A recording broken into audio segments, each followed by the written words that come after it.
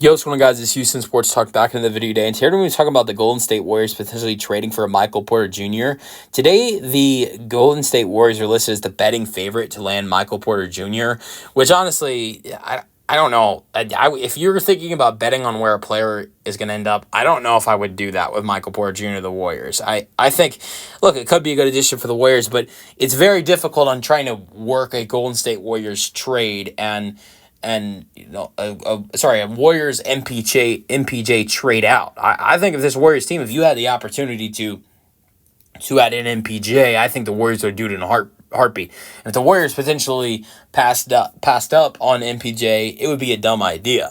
The reason I say this is this guy, 6'10". Look, the Warriors need size badly. And not only does he have size, but he's a great three-point shooter. We can get into the playoff struggles that he had, but let's be honest. The guy wasn't fully healthy. He had that bad shoulder injury. I think if it was if the injury he had was in the regular season, you're not seeing him on the court.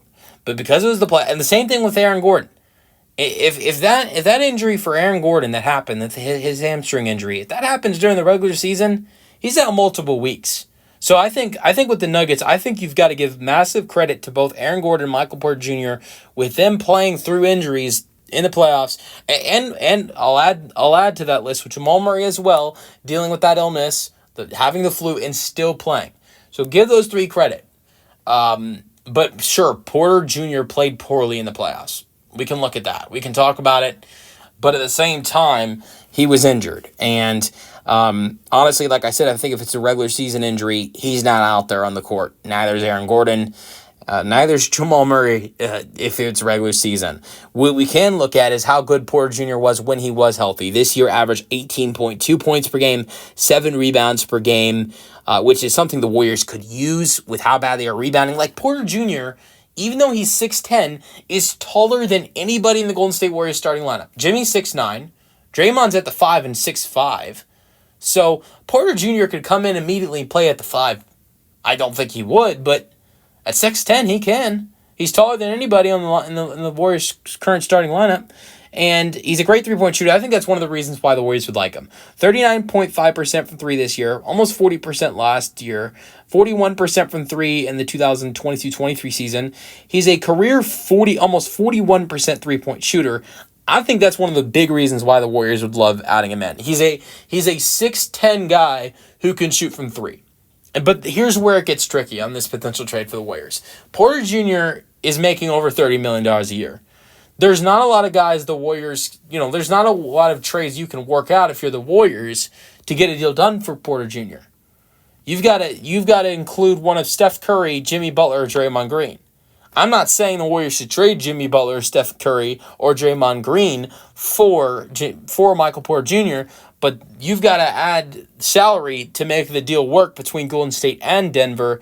The Warriors don't have the type of big contracts outside of those three guys that I mentioned, Jimmy, Steph, and Draymond, that you can make a deal work for Michael Porter Jr.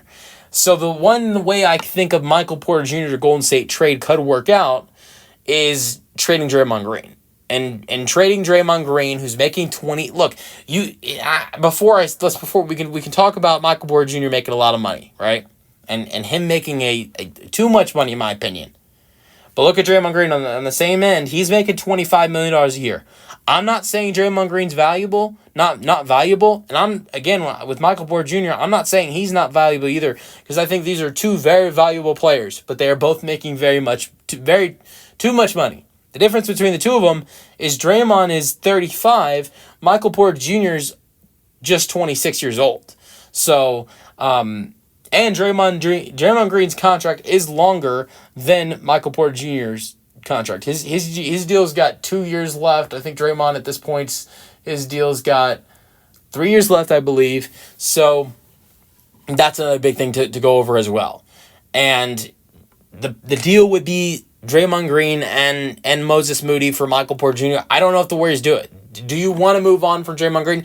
Look, I don't know. I wouldn't say Draymond Green's untouchable, because there have been rumors in the past that that the Warriors have had trade discussions at times. Like the Warriors had some trade discussions with the Grizzlies about Draymond Green. I wouldn't say Draymond Green is untouchable, especially if you can get a 26-year-old Michael Porter Jr. for him. Honestly, if I were the Warriors, I would do it. Like Moses Moody, I think is a great player, but I think MPJ is better. I think Draymond brings a lot of value defensively, and that you could really miss that. But I think that the Warriors have a problem at the point where they don't have a future after Stephen Curry and Draymond Green and Jimmy Butler retire. They don't have that very, very great right now. You've got Podziemski. I think he's a very solid young player. They've got some solid young players, but they don't have a great future. And Michael Porter Jr. could help lead to a better future for this Warriors team post-Curry, Draymond, and Jimmy Butler retirement, which is sooner. I think it's sooner than people think. I don't know if Steph's going to play till he's 40. I don't think Steph's going to retire anytime soon, but I think most likely Stephen Curry is going to retire after his contract is up, and that's like when he's 38 or 39. So, and I don't know how much I don't think Draymond has the desire that Steph has to play.